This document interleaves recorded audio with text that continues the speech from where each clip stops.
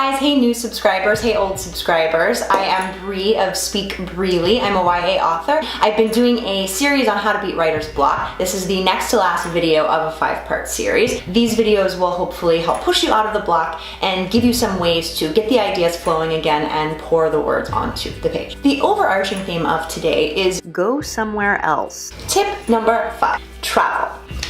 I don't mean this in exactly the way you might think. There are times in my life where I've been able to save up money and go on trips, and there are times that I haven't. When I say travel, I don't just mean something with an airplane ticket. Flight. Here's the other way to travel. Leave your house, but stay local. Recently, I was feeling very blocked, even while making these videos. I too am struggling with writer's block, and I knew I needed to get out of the house and go somewhere. So for a while I went to a cafe and I sat there and I wrote at the cafe, and that can be super helpful. I went to a different cafe than usual, and I got to watch the passersby, people with their dogs. I almost saw a car wreck. There are certainly things to write about there. And then I thought, okay, I'm gonna take it on the road and see if I can find different people or settings or scenes to write. So I went for a stroll. I walked by this restaurant where they had set up a table, and it was just sort of lonely in the window. And I thought, oh, I could write a whole dinner scene between two people. Maybe they're fighting. Maybe one of them is proposing to the other. I found the school bus empty with the doors open. What's that story? Where are those kids? Where's the driver? That could be a great story or a great scene in the story you already have. I found this wall of nutcrackers, which was a little bit creepy, but who owns that wall? If you take the nutcrackers out of this storefront and you put them in someone's old Victorian house, what does it tell you about that character? Why do they have all these nutcrackers? When did it start? When did they start collecting them? Tip number 4. The world is full of interesting things and people. All you have to do is find them. Find something that sparks your interest or curiosity, or maybe it's alarming to you or strange, maybe it's really appealing. All of those are good.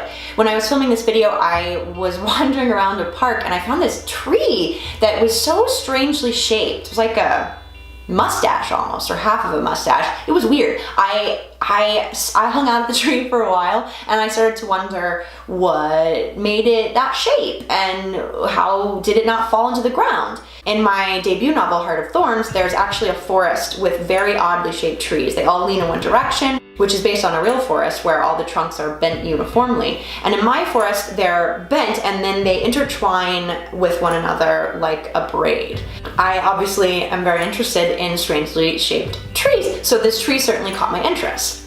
It's not that you're necessarily going to write a book about this tree, although that could be a really great picture book, or even that you're going to write a scene and your work in progress with this tree. But maybe what you're writing about the tree will spark another idea. Tip number 3.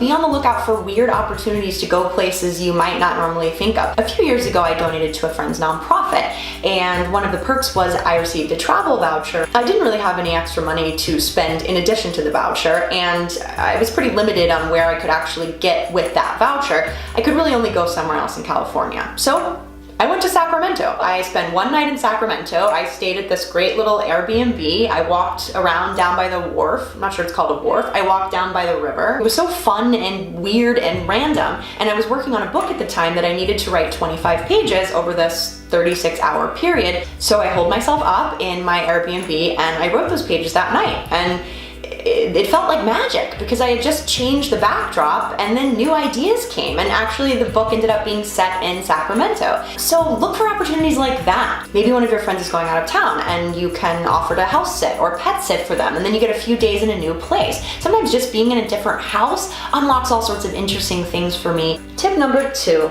travel. Obviously, if you can travel to another city or another state or another country, fantastic, do it. This isn't possible for everybody. It's not always possible for me. I will say it's surprisingly cheap if you look in the right places. I am a big fan of kayak.com. I'll put these in the comments below. There is a site called kiwi.com where you put in your starting city or departing city and you can select anywhere. Okay, so I'm on kiwi.com right now. It knows that I'm in Los Angeles because it knows me. And then it gives me some options. I could go round trip to Phoenix for $102. There is a London option for $423, which is kind of amazing for a round trip flight from LA to London. And last but not least, tip 1. If you wish you could travel to more places, but you're restricted by budget or time, go to a travel bookstore and flip through some books. There are beautiful books on travel, and sometimes you can learn a lot about a place even without actually going to the place. Thank you so much for watching my video. Please like it, share it if there are other people struggling with writer's block. I love hearing from you, so please email me or post in the comments below about the ways you've beat writer's block to tell awesome stories. Bye!